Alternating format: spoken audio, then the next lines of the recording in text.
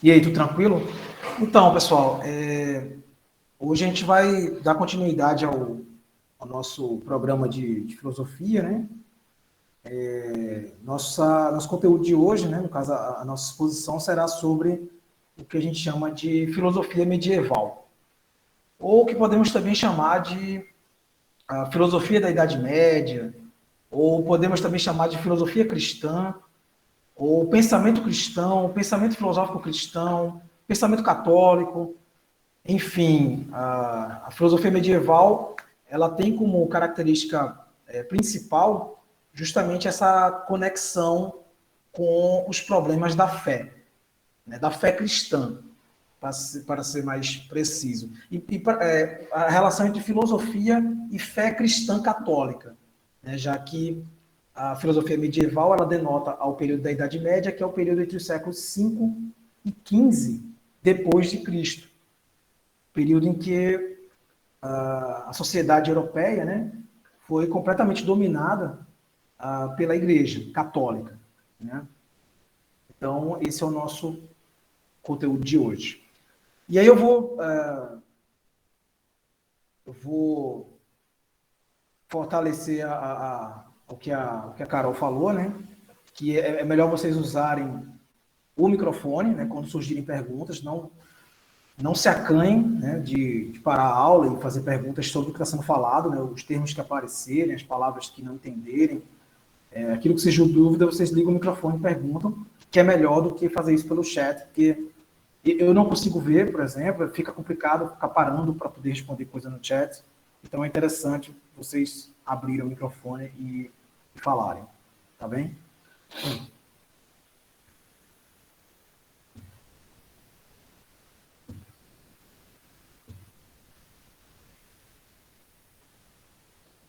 Vou compartilhar um slide aqui.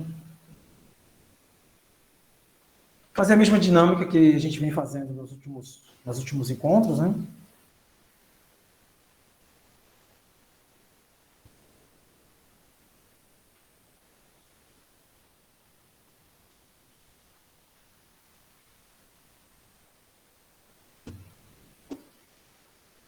Que é fazer a exposição e no final a gente responde as questões. Todo mundo está conseguindo ver o slide? Sim. Está trocando? Tá sim. Ok, perfeito. Então vamos lá. Então, como eu falei, o nosso conteúdo hoje é a filosofia medieval. E vale dizer que o que a gente chama de filosofia medieval também pode ser chamado de filosofia da Idade Média, ou filosofia cristã, ou até pensamento cristão. Né? São formas de dizer a mesma coisa. Né? Todos esses termos estão relacionados ao tipo de filosofia ou o tipo de conhecimento filosófico que se desenvolve na Idade Média. Né? O conteúdo mais preciso sobre a Idade Média, as características principais da Idade Média, vocês veem na disciplina de História. O feudalismo, né, a questão do poder da igreja, as cruzadas, tudo isso é um conteúdo de História. Aqui nós vamos entender, de forma mais adequada, que tipo de pensamento filosófico se desenvolve nesse período, que é a Idade Média. A Idade Média, que, como eu falei anteriormente, vai do século V ao século XV depois de Cristo. Então, hoje nós vamos tentar entender o tipo de pensamento filosófico, né, que se desenvolve nesse período e de que maneira que esses desenvolvimentos têm relação direta com o tipo de sociedade que se constrói na Idade Média. Aí segue o meu contato, né, de e-mail e Instagram. Qualquer dúvida, vocês podem pedir material pelo e-mail, pelo Instagram. Posso passar material. Então, a principal característica que a gente pode já de início, né, elencar sobre o que a gente chama de filosofia medieval seria a sua relação com a fé. Né? Eu não sei se vocês já viram a aula de história sobre Idade Média, mas esse período ele é profundamente marcado pela influência na mentalidade da época por parte da Igreja Católica. A Idade Média é o período do qual a Igreja Católica vai exercer um poder absoluto, né, em todas as instâncias da sociedade medieval. Todos os aspectos da sociedade medieval serão influenciados ou até controlados diretamente pela Igreja, né, e pelo seu maior representante, que é o Papa.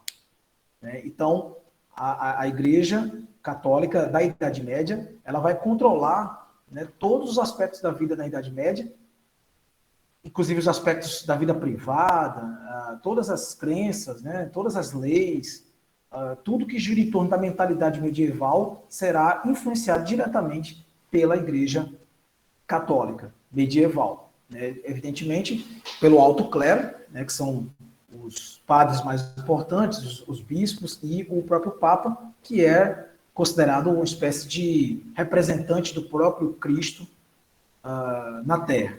A compreensão teológica católica enxerga a figura do Papa como uma espécie de representação do próprio Jesus Cristo na Terra. Então, esse tipo de organização, né, institucional da Igreja Católica medieval vai interferir diretamente no modo de enxergar o mundo na Idade Média.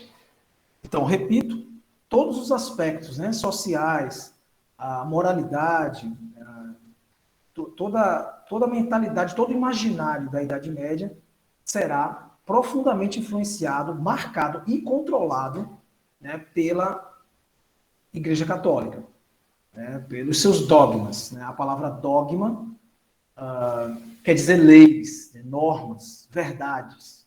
Essa palavra dogma ela vai aparecer bastante aqui. É importante que vocês tenham essa palavra em mente, né, a palavra dogma. Então, os dogmas estabelecidos pela Igreja... Professor, o celibato é um dogma? O celibato é um dogma da Igreja Católica? Sim, exatamente. Um dos principais, né? No caso, o celibato dos padres, por exemplo, né? Dos padres, dos bispos e do próprio Papa, né? O celibato é um dos principais dogmas da Igreja Católica. De fato, é isso mesmo, você entendeu bem. Então, esses vários dogmas, né, que são desenvolvidos pela Igreja Católica no começo da Idade Média, eles marcarão, né, diretamente a atmosfera, né, o imaginário do mundo medieval. E com a filosofia não é diferente. Que é aí que justamente a filosofia entra. Né? Vale dizer que a Igreja Católica, né, ela se estrutura, né, ali entre os séculos 3 e 4 depois de Cristo, né, num mundo completamente esfacelado, né, que era o Império Romano. Isso vocês devem ter visto em história. Né, o Império Romano está ali passando pelo seu processo de desmoronamento, né, de desmantelamento. Então, imaginem que é uma Europa totalmente desorganizada, né, e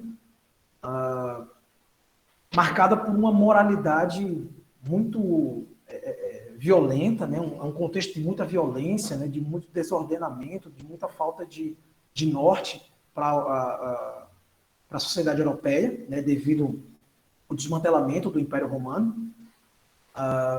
E diante desse vazio, né, moral deixado por essa antiga instituição que era o Império, né, diante desse momento de total vazio moral, diante da queda dessa grande instituição política, surge justamente a Igreja Católica Apostólica Romana, né, que é uma igreja que surge justamente do seio desse desmantelamento do Império. Né? Digamos, poderíamos dizer que sai o Império de cena e entra a Igreja como agora principal instituição política, social, né? E, sobretudo, organizadora da mentalidade, né? E da moralidade do homem europeu. É muito importante que fique claro isso, porque é justamente com a ascensão dessa nova instituição que é a Igreja Católica, que nós temos também o surgimento de um tipo de pensamento filosófico marcadamente cristão. Em outras palavras, o que eu quero dizer é que, a partir da ascensão da Igreja, né, a partir do surgimento dessa grande instituição política, religiosa e moral, surge também um tipo específico de filosofia, e, evidentemente, por ser uma filosofia, digamos que controlada por uma instituição religiosa, o tipo de pensamento filosófico que se desenvolve na Idade Média é também, igualmente, um tipo de pensamento profundamente religioso. Pode-se dizer, então, que a filosofia medieval é uma filosofia religiosa, né? Se é que isso é possível, mas, assim, na Idade Média foi justamente o que os grandes padres, os grandes intelectuais da Igreja tentaram construir, né? Uma filosofia que tentasse casar perfeitamente a ideia de fé e razão. Professor, Pode falar. a Igreja Católica Apostólica Romana e a Ortodoxa, nessa época, elas viviam em conflito também? Não, então, a ortodoxa, ela é mais recente, né? Porque a Igreja Católica... Na verdade, as igrejas sem ser, tipo, católica, foi surgir depois da Reforma Protestante, né, professor? Desculpa, pode repetir? As outras igrejas, sem ser católica, sim, foi surgir depois da Reforma Protestante, não foi? Isso, no caso das igrejas protestantes. Mas no caso, ele está perguntando sobre a ortodoxa. A ortodoxa, ela é anterior. Porque a ortodoxa também é católica. Existem dois tipos de catolicismo. É porque aqui no Brasil, as pessoas normalmente só conhecem o catolicismo romano, porque é aquele que veio com os portugueses no tempo da colonização. Então, há uma tendência aqui das pessoas só conhecerem mais o catolicismo romano, né, de origem romana, que foi trazida pelos europeus na colonização. Mas a Igreja Católica Ortodoxa, ela é muito popular e é a principal religião, por exemplo, na Rússia, na parte oriental da Europa, leste europeu, por exemplo, países como República Tcheca, Polônia, o catolicismo ortodoxo é o principal tipo de catolicismo. Pode falar. No caso, nós temos 3 igrejas católicas, a anglicana, a ortodoxa e a romana. Perfeito. No entanto, a gente não pode dizer que a anglicana é uma igreja católica, porque, na verdade, a igreja anglicana ela surge justamente de uma tentativa de Henrique VIII de se livrar da igreja católica, né? Então, a igreja anglicana ela surge como uma espécie de também igreja protestante. Embora ela seja muito parecida com a católica, não há grandes modificações, mas ela tem características mais, em termos de cisão, né, em termos de desligamento da igreja católica, ela parece com uma igreja protestante. Então, só existem 2 tipos de igreja católica, né? A católica apostólica romana ou a católica ortodoxa. Alguém quer falar mais sobre isso? Só para nível de conhecimento, ao todo são 23 igrejas católicas no mundo, hoje em dia. Se for entrar muito nisso, são 23 que eu tenho conhecimento. Se difundiram muito. Certo, tudo bem, mas assim, há a questão da oficialidade, né? Oficialmente são 2. Oficialmente são 2, todo o resto são coisas que não são aceitas, né, pelo papado. Então, evidentemente, eu conheço várias outras igrejas que se dizem católicas, né?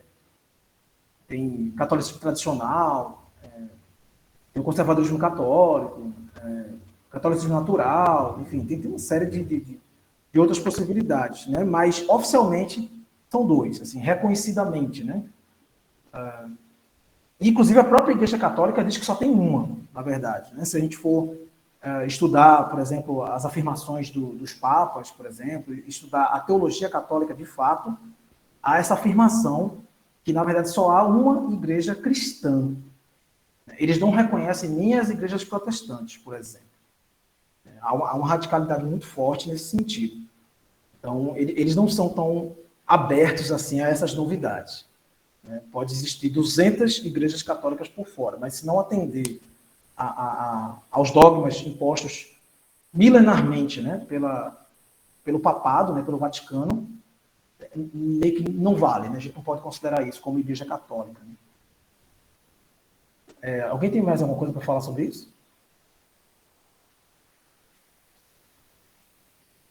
Professor, um Pode exemplo que até hoje eu tenho uma dúvida, com relação a Antônio Conselheiro, da Guerra de Canudos. Ele era católico, pertencia à Igreja Católica ou não? Olha, isso aí eu te aconselho a perguntar para a professora de História. Eu acho que ela vai ter uma resposta mais precisa do que a minha. Canudo parece que era monge católico, se não me engano. Enfim, não faço a mínima ideia.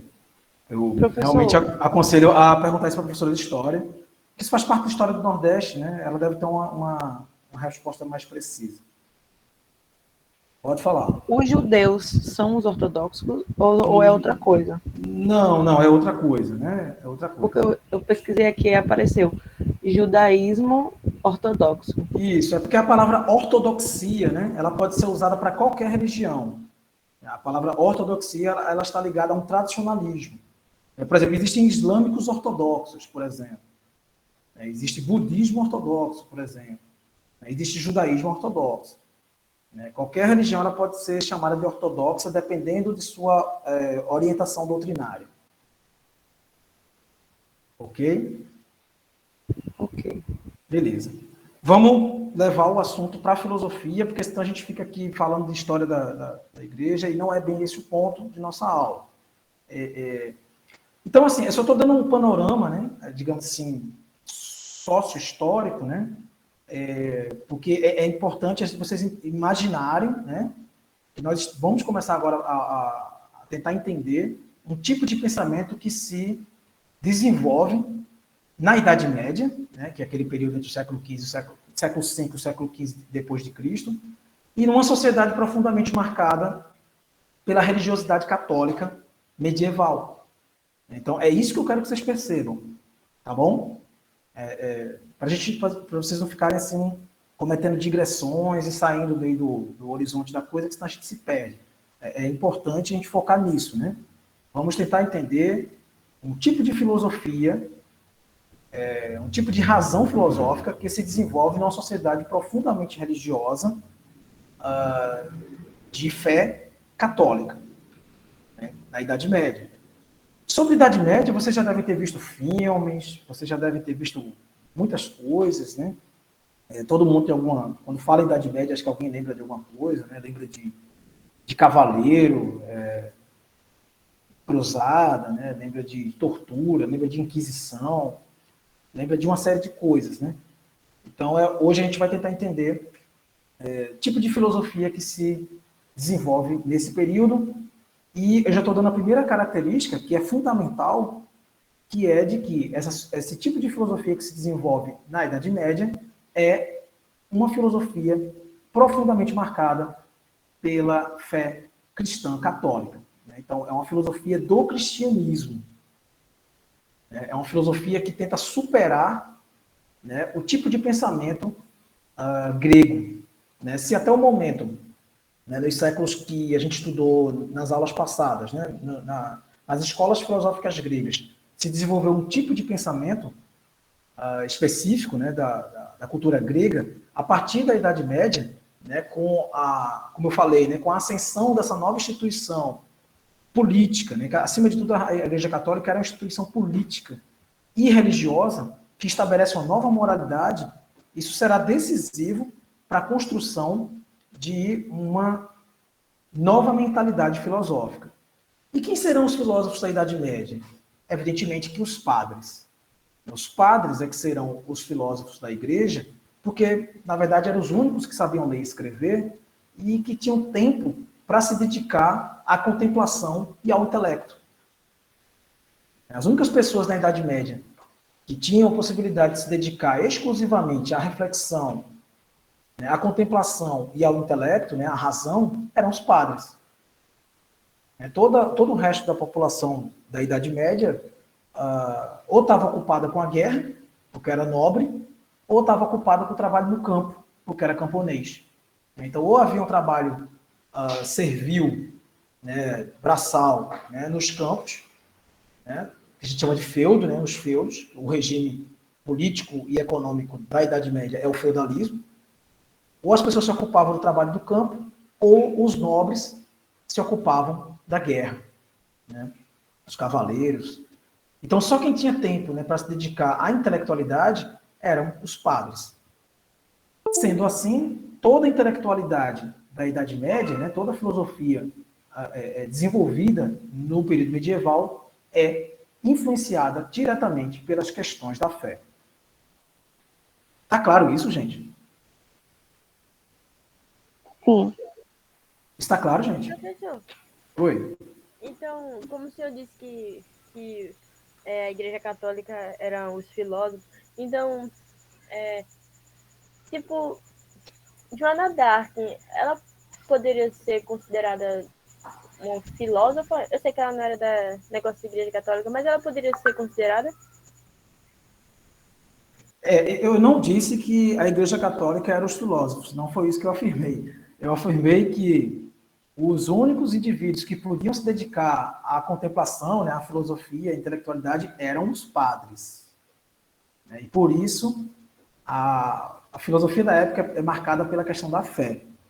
Sobre a tua pergunta sobre Joana d'Arc, a Joana d'Arc era, sim, uma figura católica, né?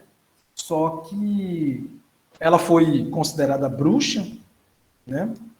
Porque na Idade Média qualquer um podia ser considerado bruxa por qualquer coisa, e ela foi queimada, né? Por ser considerada bruxa, ela foi queimada pela Inquisição, e a Joana d'Arc ela era, na verdade, uma guerreira, né? Ela lutava, ela não era filósofa, não, né? Na verdade, conta que na história que ela ouvia, ela dizia, né, ela afirmava que Deus falava com ela, né, e por isso ela foi queimada. Porque ela dizia que Deus falava com ela. Então ela foi considerada bruxa. Porque na Idade Média afirmar que Deus fala com você era considerada uma heresia, né? Era considerada um desrespeito aos dogmas, um desrespeito às leis da igreja, né? Porque na Idade Média só quem podia ter esse contato privilegiado com Deus, né, na mentalidade católica, eram os padres e o próprio Papa, né? Então a Joana d'Arc ela morre por essa razão, né? Mas não há nenhuma conexão da Joana d'Arc com a filosofia, não. Podemos caminhar? Professor, todo aquele conhecimento, todo aquele avanço que os pré-socráticos conseguiram e os outros filósofos, eles ficaram meio esquecidos nessa época? Pô, perfeito tua pergunta. Tua pergunta é muito boa. Eu ia entrar nesse ponto justamente agora. Eu já vou vou respondendo tua pergunta e dando continuidade no conteúdo. Muito boa tua pergunta. A tua pergunta é a seguinte, né? O pensamento grego, né, dos pré-socráticos, dos filósofos clássicos, ele foi esquecido na Idade Média? Essa é a tua pergunta, correto? Isso. Perfeito. Então, por um lado, o pensamento filosófico católico, ele tentava, de algum modo, superar o pensamento grego e fazer com que esse tipo de pensamento fosse esquecido. De fato, né? A intenção da igreja na Idade Média era que a sociedade europeia esquecesse que em algum dia existiu cultura grega, até mesmo porque os gregos eram considerados pagãos. Lembrem disso, né? Gregos e romanos eram considerados povos pagãos. Por que pagãos, professor? Porque eles acreditavam em vários deuses. Lembram disso, né? Os gregos e os romanos eram povos politeístas. Eles acreditavam em vários deuses.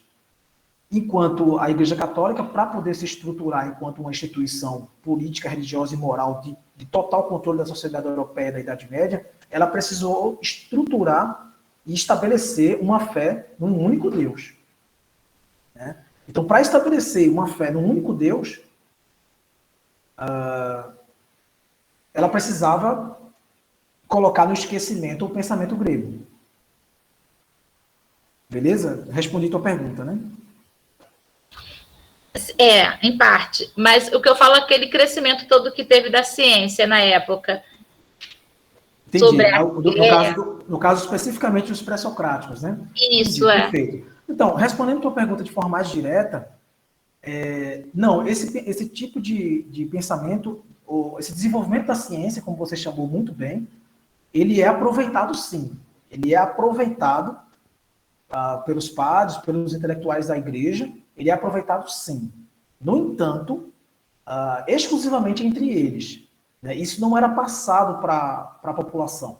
Né? Porque, como eu falei anteriormente, o interesse maior da igreja era evitar que a população lembrasse ou adorasse ou passasse a cultura dos povos pagãos para a Idade Média.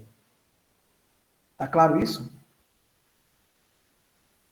Sim, respondeu.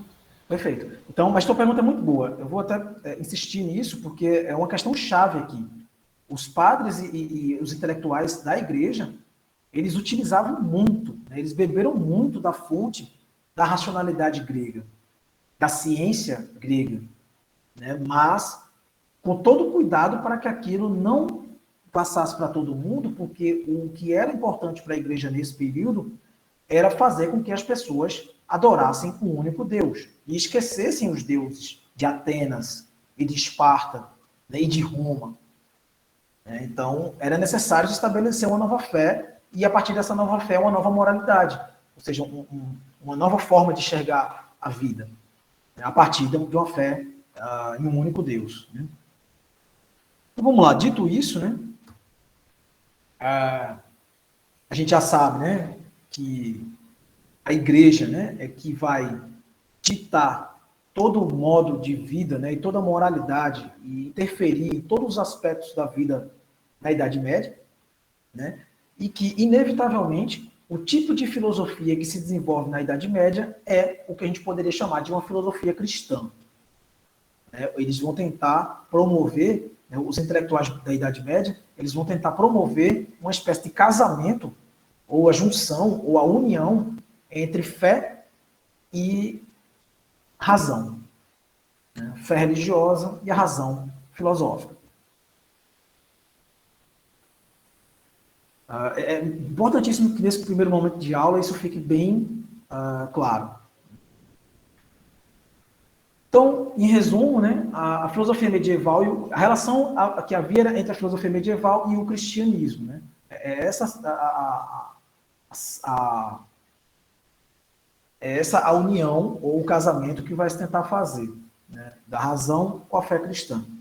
Então, podemos chamar de filosofia medieval o pensamento cristão, a filosofia e a filosofia que se desenvolveu na Europa durante a Idade Média, entre os séculos 5 e 15, depois de Cristo. Como este período foi marcado por grande influência da Igreja Católica nas diversas áreas do conhecimento, os temas religiosos predominaram no campo filosófico. Né? Em um parágrafo aí, a gente resume tudo que eu falei até agora. Esse parágrafo aí ele é bem resumido e bem direto para justamente concluir essa primeira parte da minha fala, que é uma espécie de contextualização, né, do pensamento filosófico em relação ao seu momento histórico. Vamos lá. Como eu havia falado anteriormente, os filósofos da Idade Média foram, na verdade, os intelectuais, os padres, né, da Igreja Católica. Entre vários que desenvolveram algum tipo de racionalidade no contexto da Igreja, a gente destaca dois. Né? Dois se destacam de maneira unânime. Um é o Santo Agostinho, né, esse que vocês estão vendo aí na imagem de barba, né, o desenho. O outro é o Tomás de Aquino, que é o que está na imagem, carregando a igreja na mão. Mais na frente a gente vai tentar entender esse simbolismo dessas imagens. Então, importante isso para vocês. Os dois principais filósofos, né, as duas grandes mentes da igreja medieval, os dois grandes filósofos do pensamento cristão serão Santo Agostinho e Tomás de Aquino. Imagino que você já deve ter ouvido falar nesses nomes, de algum modo.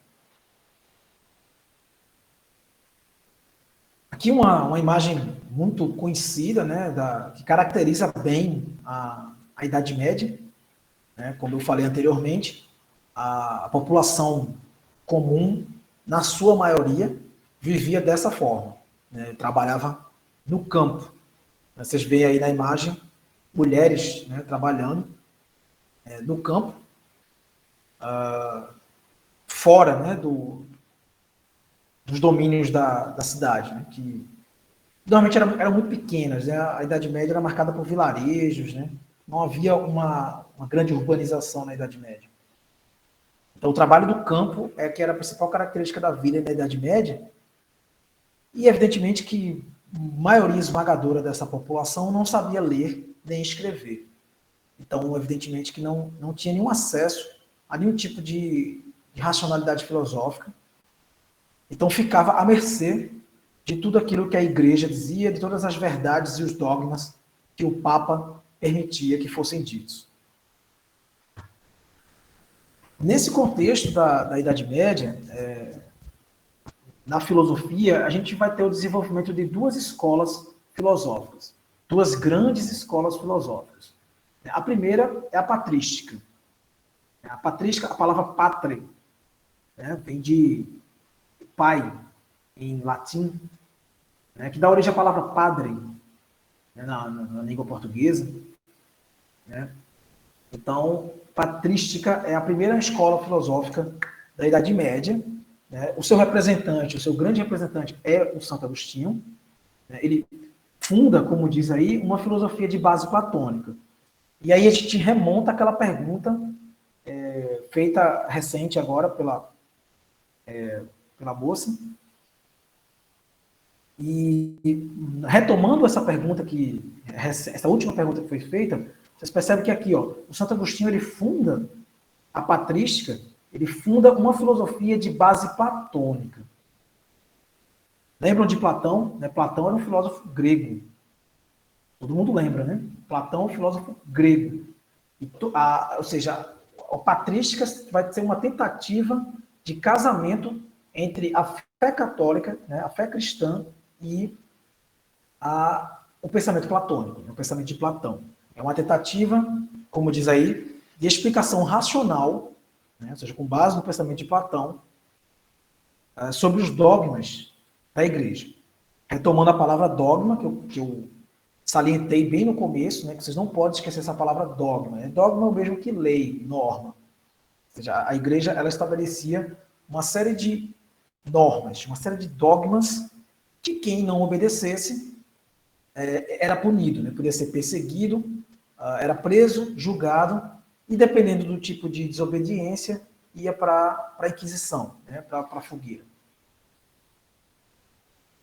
A ideia de superioridade da alma, né, sobre o corpo, que é uma ideia de Platão, que Santo Agostinho retoma na Idade Média, né, e até hoje, né, o cristianismo traz essa concepção platônica de que a alma é mais importante do que o corpo, porque a alma é eterna e o corpo apodrece. Né? Essa ideia é uma ideia platônica que perpassa por todo o pensamento católico cristão, e até hoje a gente tem essa concepção.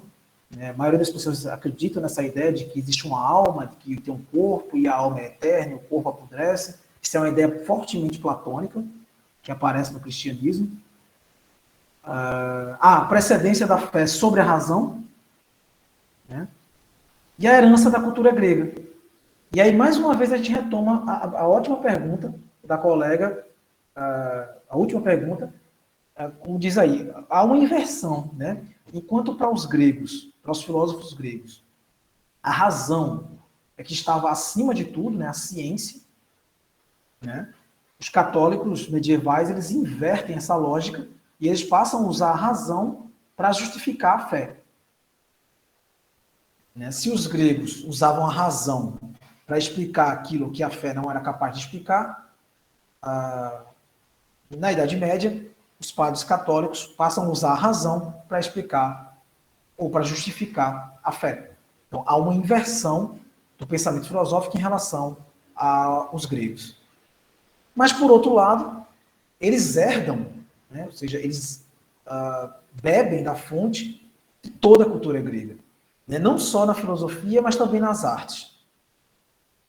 quando a gente olha para as esculturas, quando a gente entra numa igreja católica, né, e a gente olha para as esculturas, né, de Jesus Cristo, dos próprios santos, a gente vê que ali não há homens semitas, né, ali há homens gregos. A própria imagem de Jesus é a imagem de um homem romano, é um homem europeu, é um homem loiro, né, de olhos azuis. Não é um semita do Oriente. Então percebem que, nesse sentido, toda a cultura, né, toda a arte do mundo medieval é fortemente marcada pela influência do mundo grego. Ou seja, no final das contas, os católicos medievais, eles admiravam a cultura grega. Admiravam muito, né? Tanto que eles constroem a imagem de um Cristo europeu. Toda a arquitetura das igrejas parece com os Paternons da Grécia Antiga, que era a casa dos deuses. É interessante isso na questão do urbanismo, né? Todo o classicismo artístico e urbanístico do mundo medieval, sobretudo da arquitetura das igrejas, é de profunda influência greco-romana. Quando a gente entra na igreja católica hoje em dia, a gente está entrando numa estrutura arquitetônica greco-romana. Tanto que é a influência da cultura grega sobre o mundo medieval. Aqui uma imagem que mostra bem, né, a reunião dos padres da patrística, né, dos filósofos da patrística. Percebe que havia uma espécie de aura, né, percebe que na cabeça deles tem uma espécie de aura, né, iluminada. A ideia de que esses homens carregavam a iluminação da fé e da razão ao mesmo tempo. É bem interessante isso. A segunda escola filosófica mais importante da Idade Média, que vale a pena destacar, é a chamada escolástica. A palavra escolástica vem de escola, que tem a ver com intelectualidade, né? Escola é o intelectual, em latim, né? Que dá origem à palavra escola, também, né? O lugar onde se pratica o conhecimento. Né? Essa, né, é fundada por Tomás de Aquino, né? Já no final da Idade Média, vale dizer, Santo Agostinho está no começo da Idade Média, Tomás de Aquino está quase 1000 anos depois, e ele funda a escolástica, ou seja, toda a Idade Média é influenciada pelo pensamento patrístico, né? E no final da Idade Média, quem vai exercer uma influência maior será o pensamento escolástico de Tomás de Aquino, que possui, mais uma vez, uma filosofia de inspiração aristotélica, né? Uma lógica dos caminhos da fé. Se Santo Agostinho era influenciado diretamente por Platão, Tomás de Aquino é influenciado diretamente por Aristóteles. Então, insisto em dizer que toda a Idade Média, né, todo o pensamento medieval, embora diretamente controlado pela Igreja, mas possuía uma influência direta e radical do pensamento grego. Os medievais nunca conseguiram se livrar ou esquecer completamente, né, ou colocar no esquecimento o pensamento grego. Né? Mas, evidentemente, que isso não estava posto para a população. Isso era uma coisa que ficava entre os intelectuais da Igreja.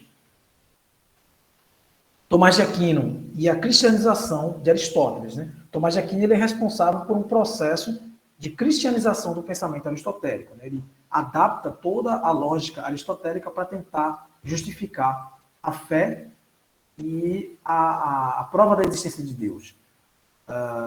Enquanto Santo Agostinho era um pensador preocupado com a moralidade, né? Preocupado em fundar uma ética católica cristã, Tomás de Aquino é um pensador mais lógico, né, envolvido com uma matemática, e que foi desafiado, né, a tentar explicar uma série de problemas bastante complexos, né, que envolvem o problema do livre-arbítrio, né, o problema do mal, o problema da existência de Deus.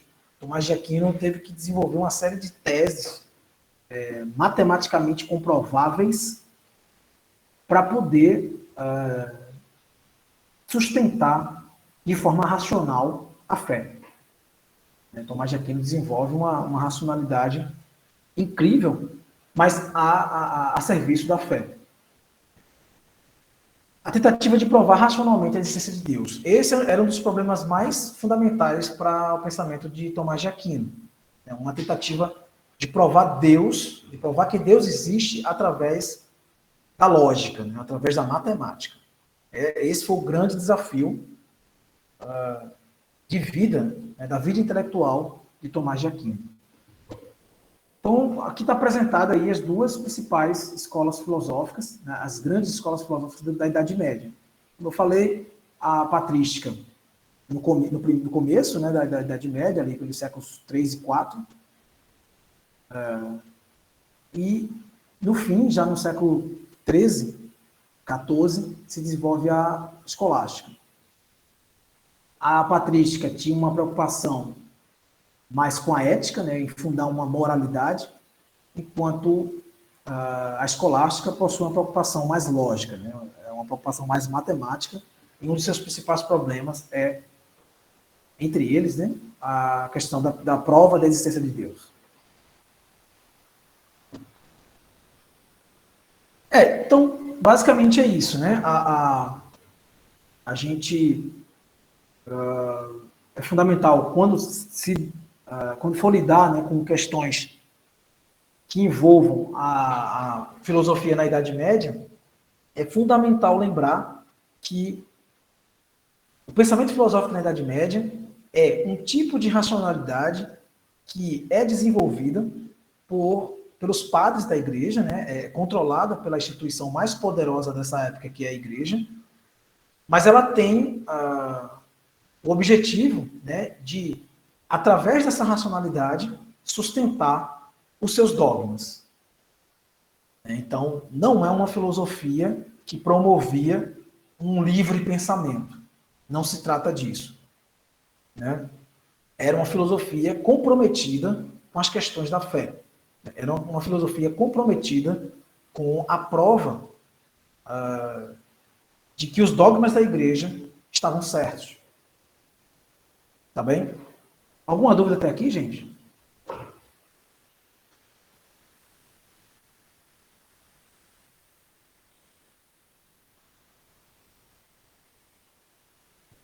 Só alguma dúvida? Professor.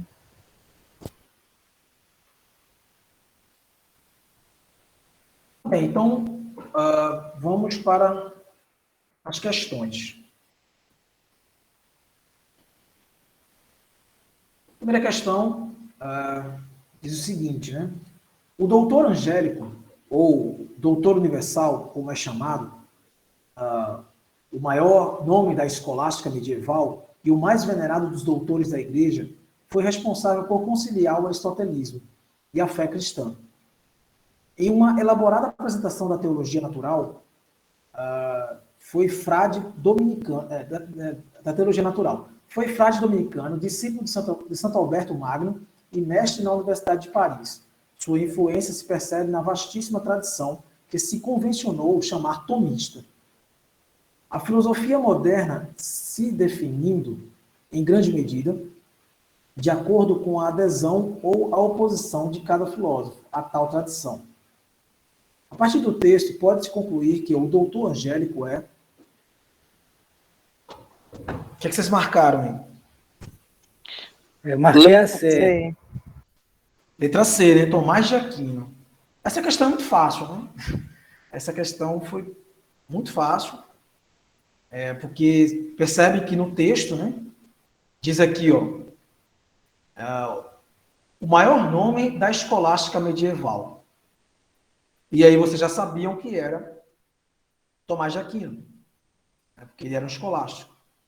E aí mais na frente diz, foi responsável por conciliar o aristotelismo e a fé. Novamente dá para perceber que é Tomás de Aquino, porque Santo Agostinho ele retoma Platão. Tomás de Aquino ele é influenciado por Aristóteles. E depois ainda diz que o seu pensamento ficou convencionado a ser chamado de tomista. É uma questão muito fácil. Bastava ler o enunciado, né, que já estava entregue. Então, Tomás de Aquino é também chamado de doutor angélico. Seria o doutor dos anjos. Era chamado de doutor justamente pelo seu alto nível de de conhecimento filosófico. Né? Segunda questão, a questão do Enem 2019, questão bem recente, né? Bem recente. De fato, não é porque o homem pode usar a vontade livre para pecar que se deve supor que Deus a concedeu para isso. Há, portanto, uma razão pela qual Deus deu ao homem esta característica, pois sem ela não poderia viver e agir corretamente. Pode-se compreender, então, que ela foi concedida ao homem para esse fim, considerando-se que se um homem a usar para pecar, recairão sobre ele as punições divinas. Ora, isso seria injusto se a vontade livre tivesse sido dada ao homem não apenas para agir corretamente, mas também para pecar. Na verdade, por que deveria ser punido aquele que usasse da sua vontade para o fim para o qual ela lhe foi dada? Nesse texto, o filósofo cristão Agostinho de Hipona sustenta que a punição divina tem como fundamento outra questão interpretativa, né? O que é que vocês marcaram aí? Marquei a D. Marquei a B. A B, né? B de bola, né? B de bola. Isso. A D não, né? Porque a D, na verdade, o cristianismo católico, né? Ele teve uma tendência a abandonar completamente o sacrifício. Né? Qualquer tipo de sacrifício é proibido, né? A partir do processo de cristianização da Europa. O sacrifício era a cultura comum dos povos antigos. Né? Então, ninguém ia ser punido por se distanciar das práticas de sacrifício. Na verdade, a igreja ela fez de tudo para que as pessoas parassem com essas atividades de sacrifício. Embora tenha sido difícil. Né? Até hoje, algumas pessoas ainda acreditam nessa coisa de sacrifício. Né? Enfim, mata bicho, né? Essas coisas.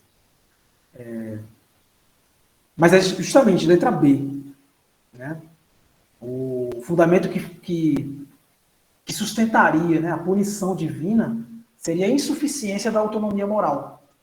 Né? Porque um dos temas mais difíceis da filosofia medieval é esse tema do livre-arbítrio.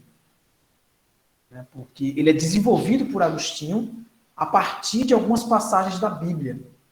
Né? Porque essa palavra livre-arbítrio, ela não aparece na Bíblia. Né? Ela é desenvolvida por Agostinho através de algumas passagens da Bíblia que falam sobre liberdade de agir. Então, é um tema extremamente complexo, desenvolvido por Agostinho, justamente para tentar fundamentar a moralidade, a nova moralidade católica cristã na Idade Média. Então, para ele, essa punição divina ela se sustentaria através a partir da insuficiência da autonomia moral, ou seja, o indivíduo é autônomo para agir. Mas se há uma insuficiência nisso, segundo Agostinho, o indivíduo aí sim poderia ser punido pela divindade. Né? Terceira questão, a questão da Universidade de Pernambuco, sobre a dimensão do saber filosófico no âmbito da história, analise o texto a seguir. A gente tem a imagem aí, né, a imagem de Santo Agostinho de um lado e do Tomás de Aquino do outro. O mundo antigo termina aproximadamente no século V da nossa era, isto é, depois de Cristo. A Idade Média se considera acabada no século XV. Nesse período, na história do pensamento filosófico, surgem problemas capitais sobre a filosofia e a totalidade do saber no plano do conhecimento. No tocante ao saber filosófico, no âmbito da história, a chamada Idade Média continua predominando na totalidade do conhecimento humano, do saber racional, mas a ideia central que polariza a singularidade da filosofia desse período gira em torno. O que vocês marcaram aí?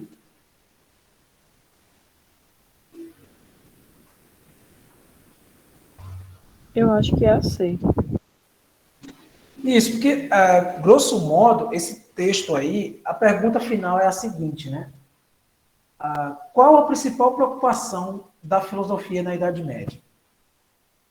Todo esse texto aí, ele quer saber isso. né? No tocante ao saber filosófico, no âmbito da história, a chamada Idade Média continua predominando na totalidade do conhecimento humano, do saber racional. Mas a ideia central, né, esse é o ponto da questão, né? A ideia central que polariza a singularidade da filosofia nesse período gira em torno, letra C, da revelação divina. Ou seja, o objetivo dos filósofos, eu insisto, né, já estou repetindo isso várias vezes, o objetivo específico da filosofia medieval, ou dos seus intelectuais, era de compreender os desígnios de Deus e prová-los através da racionalidade. É usar a filosofia não como centro, mas a filosofia como instrumento da fé. Quarta questão. Do ponto de vista das reflexões filosóficas contemporâneas sobre o que foi a chamada Idade Média, é correto afirmar que... o que é que vocês marcaram aí? Marquei a B. B de bola? B também. Foi um período em que o saber filosófico esteve atrelado ao saber religioso. Isso, exatamente, letra B. Né? Essa questão, acho que a partir do que foi colocado na aula aqui, ela ficou bem fácil, né? Mas é interessante a gente analisar as outras afirmações, né? Porque elas dizem algumas coisas absurdas, sustentadas em alguns preconceitos, que é bom vocês saberem que não é verdade, né? Por exemplo, na letra A, diz: constituiu-se num período em que o saber não evoluiu, representando uma longa noite de 1000 anos. Antes era muito falado sobre isso, né? Eu acho que alguém já ouviu dizer assim, a Idade Média é a Idade das Trevas. Acho que alguém já ouviu isso. Essa é uma afirmação totalmente equivocada, né? É uma afirmação errada, porque, na verdade, normalmente um tipo de historiografia materialista, né, de cunho marxista, que vai trazer essa concepção de que a Idade Média nada se produziu de bom, porque ela foi controlada pela religião. E isso não é verdade. Na verdade, se desenvolveu, sim, uma ciência e uma matemática muito complexa na Idade Média. Foi o período em que nasceram as primeiras universidades na Europa. Então, há uma série de evoluções, uma série de conhecimentos que se desenvolvem na Idade Média. Agora, tudo isso aos olhares, né, e controlado pelos dogmas da igreja. Né? Então, não quer dizer que não houve nenhuma produção de conhecimento, mas quer dizer que todo o conhecimento produzido foi controlado pelos olhares da igreja católica. Tá claro isso, gente? Muito importante que isso fique claro para vocês. A B é a correta, né? Foi um período em que o saber filosófico esteve atrelado ao saber religioso. Falei isso desde o começo. Tendo a filosofia como serva da teologia. Isso mesmo, instrumento. Né? Essa palavra serva, ela podia ser trocada por instrumento. Ou seja, um saber voltado a fundamentar racionalmente os dogmas da fé. C. Foi um período em que Santo Tomás de Aquino liderou a filosofia patrística e Santo Agostinho liderou a escolástica. Por que essa alternativa está errada, gente? Alguém sabe dizer?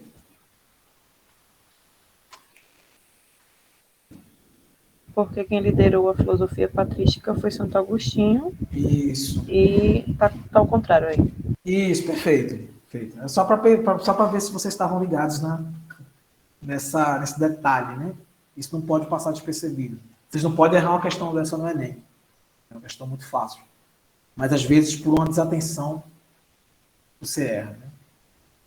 Né? D. Foi um período que ficou na média por ter preservado o saber greco-romano da destruição causada pela Santa Inquisição.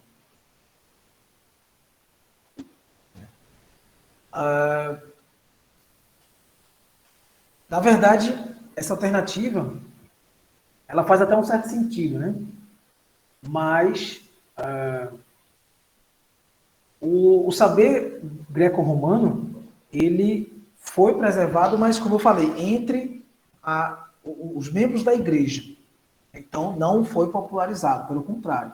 Em relação ao povo, esse conhecimento greco-romano ele foi completamente escondido. Ficava totalmente escondido. Foi uma importante era da história da humanidade em que René Descartes e Galileu Galilei lançaram as bases da ciência moderna, em contraposição ao teocentrismo do pensamento grego. Essa alternativa ela estaria totalmente certa se a gente estivesse falando do pensamento moderno, né, que é o tema da nossa próxima aula. Mas como se trata da Idade Média, essa letra E está completamente errada. René Descartes é um matemático do século XVI e Galileu também. O Galileu, eu imagino que a maioria já ouviu falar. Então, eles eram matemáticos da Idade Moderna, né, do século XVI. E não tinham nenhuma conexão com o pensamento medieval. 5. Embora a filosofia, em geral, não seja produzida para resultados concretos e imediatos, entender que ela não tem aplicação prática é incorreto. A forma de compreender o mundo é o que determina o modo como se produzem as coisas. Investiga-se a natureza, propõe-se as leis, ética, política, moral, esporte, arte, ciência, religião, tudo tem a ver com filosofia. Nos grandes períodos da história, Antiguidade, Idade Média, Moderna e Contemporânea, viveu-se a influência de vários pensadores. Na Idade Média, destacam-se os pensadores. O que vocês marcaram, gente? Eu marquei a D, é isso? Essa aí tá mais fácil do que comer doce, né? Essa aí tá uma delícia. É isso mesmo, né? Alternativa D, né, de dado. Santo Agostinho e Tomás de Aquino, né, são os principais, né, pensadores que se destacam na Idade Média. Mas todos os outros aí que estão nas outras alternativas também são filósofos, tá bom? Podem ver, né, que na letra A está Sócrates, Platão e Aristóteles, que são filósofos gregos. B está Kant e Heidegger, né, que são filósofos. O Kant é um filósofo moderno, o Heidegger é um filósofo do século XX. C, Descartes e Bacon, dois são filósofos modernos. D, a letra correta, é Karl Marx e Max Weber. São filósofos do século XIX. Sexta. Vemos que as coisas que não têm inteligência, como, por exemplo, os corpos naturais, agem para uma finalidade, o que se mostra pelo fato de sempre ou frequentemente agirem da mesma forma, para conseguirem o máximo, de onde se segue que não é por acaso, mas intencionalmente que atingem seu objetivo. As coisas, entretanto, que não têm inteligência só podem procurar um objetivo dirigidas por alguém que conhece e é inteligente, como a flecha dirigida pelo arqueiro. Logo, existe algum ser inteligente que ordena todas as coisas da natureza para seu correspondente objetivo. E este ser chamamos Deus. Essa é a Suma Teológica, Tomás de Aquino. A Suma Teológica é a obra que orienta todo o pensamento católico, né, até os dias de hoje. Até hoje, a Igreja Católica ainda tem a Suma Teológica como seu principal livro orientador, né, depois da Bíblia. Essa Suma Teológica foi escrita por Tomás de Aquino. Essa questão é um pouco mais densa, né? E aí ela diz: ao elaborar a quinta via racional da existência de Deus, Tomás de Aquino, o que é que vocês marcaram aí?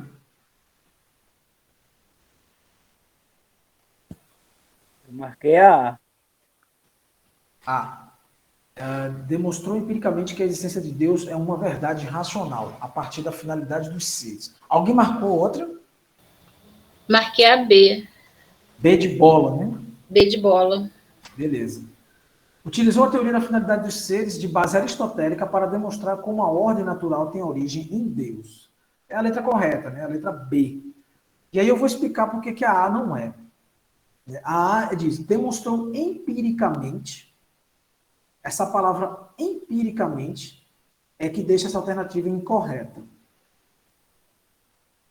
Ele demonstrou empiricamente que a existência de Deus é uma verdade racional, a partir da finalidade dos seres. Que é impossível se provar a existência de Deus empiricamente. O que é que quer dizer empiricamente?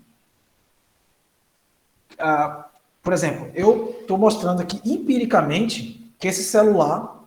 Estão enxergando o celular na minha mão? Todo mundo enxerga? Sim. Beleza. Então, eu estou provando empiricamente que eu estou segurando esse celular. Eu estou dando um exemplo bem simples, bem bobinho, para vocês entenderem o que é empiria. A palavra empiria, ela vem do latim e quer dizer prática. Empírico é aquele conhecimento prático. Então, é impossível se provar a existência de Deus de forma prática, empírica, né? Porque não tem como ver, não tem como tocar, então Deus só pode ser provado, segundo Tomás de Aquino, né?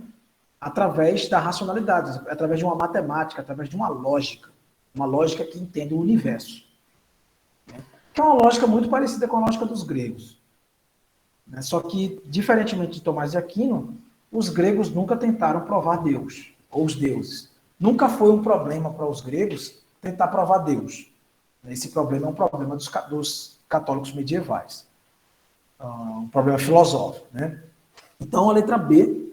então a letra A não está correta simplesmente por esse empiricamente. Está claro isso? Né? Demonstrou empiricamente. Né? Isso não é possível. Aí, letra B, letra correta aqui. Utilizou a teoria, aí sim, em teoria é o contrário de empiria. Teoria é uma coisa que a gente imagina. Né? Por exemplo, a matemática ela é uma ciência exclusivamente teórica. Ela é exclusivamente teórica. A gente pode até aplicar a realidade à matemática, mas, a priori, né, no primeiro momento, ela está na abstração. Então, a matemática ela é exclusivamente teórica. A empiria é o uso da matemática, por exemplo, para levantar uma parede. Para levantar uma parede, é necessário matemática, né, para a parede ficar reta e em pé. É isso que o engenheiro faz, né, deixar um prédio em pé. Então, fazer o prédio seria a empiria da aplicação da matemática. Então, teoria e empiria são duas coisas diferentes, mas que em algum momento elas se casam.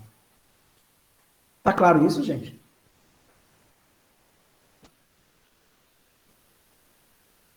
Então, letra B, né, utilizou a teoria da finalidade dos seres, que é uma teoria aristotélica, né, para demonstrar como a ordem natural tem origem em Deus. Letra C, desenvolveu uma prova a partir da finalidade dos seres com base na filosofia platônica. Enfim, não é platônica, né, é aristotélica. Essa casquinha de banana aí. Essa questão ela não é fácil, né? Ela é uma questão, acho que de todas foi a questão mais difícil. Mas eu vi que, imagino que algumas pessoas devem ter acertado. Então tá ótimo. D, concluiu que o ser humano somente consegue chegar às verdades sagradas por meio da iluminação. Processo que o faz compreender a finalidade dos seres. Essa afirmação ela está correta se fosse sobre Santo Agostinho. Quem fala da teoria das verdades da iluminação é Santo Agostinho. Santo Agostinho, ele toma para si, né, a teoria platônica e transforma na teoria da iluminação. A ideia de que todo conhecimento humano é fruto da iluminação divina.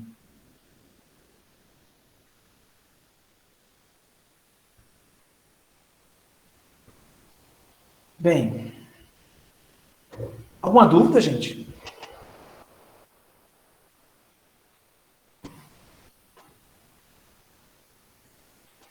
Pessoal, alguma dúvida? Não, professor, eu não tenho dúvida nenhuma. Ficou bem claro para mim. Ficou claro? Que ótimo. E realmente, assim, às vezes tem algumas coisas que não são tão simples, né? É importante que vocês perguntem. Mas, enfim, se não tem dúvidas, então eu vou fazer um rápido resumo para a gente finalizar. Então é isso, né?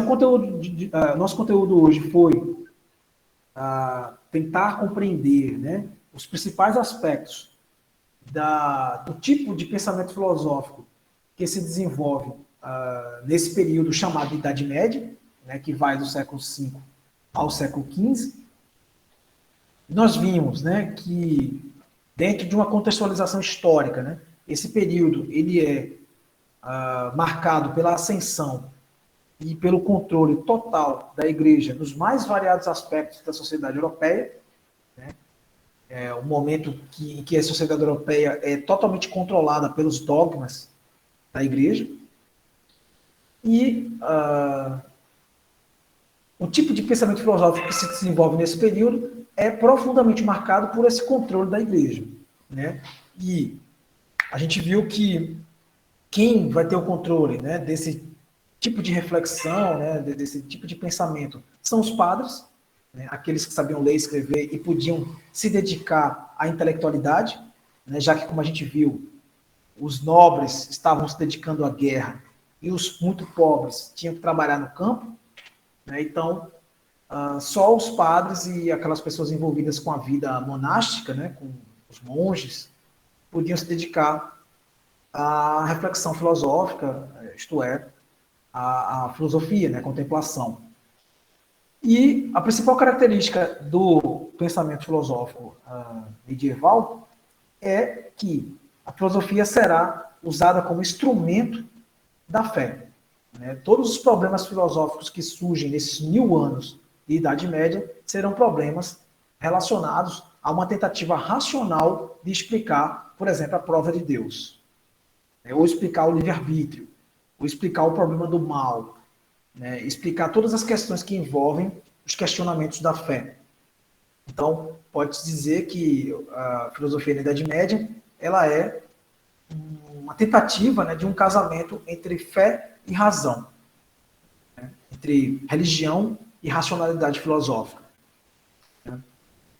Nós vimos que há duas escolas filosóficas mais importantes, né, mais famosas, que é a patrística, né, representada pelo Santo Agostinho, que tem uma influência profundamente platônica. Né? Santo Agostinho retoma uma série de reflexões de Platão e as usa para tentar sustentar os dogmas católicos e criar uma moralidade cristã católica. E a escolástica, que já no final da Idade Média aparece com seu principal representante, que é o Tomás de Aquino, que terá uma preocupação mais lógica. Né? A principal característica do tomismo e do pensamento escolástico é a lógica, né? Uma retomada do pensamento aristotélico, da metafísica aristotélica, mas tudo isso como instrumento de comprovação e sustentação dos dogmas e da fé católica. Então, grosso modo, a gente pode dizer que na Idade Média existe, sim, uma reflexão filosófica profunda, problemas filosóficos bastante complexos, mas tudo isso como instrumento de sustentação e de comprovação dos dogmas da fé católica. Em resumo, o que podemos dizer é que, ao final da Idade Média, né, com o início da Idade Moderna, muitos dos problemas desenvolvidos pelos católicos, pelos filósofos da Igreja, serão também retomados por alguns pensadores modernos, como a gente vai ver nas próximas aulas, por exemplo, o pensamento de René Descartes, né, que é o principal matemático que funda, né, o pensamento cartesiano, que vocês até hoje estudam na disciplina de matemática. É isso, gente. Alguma dúvida?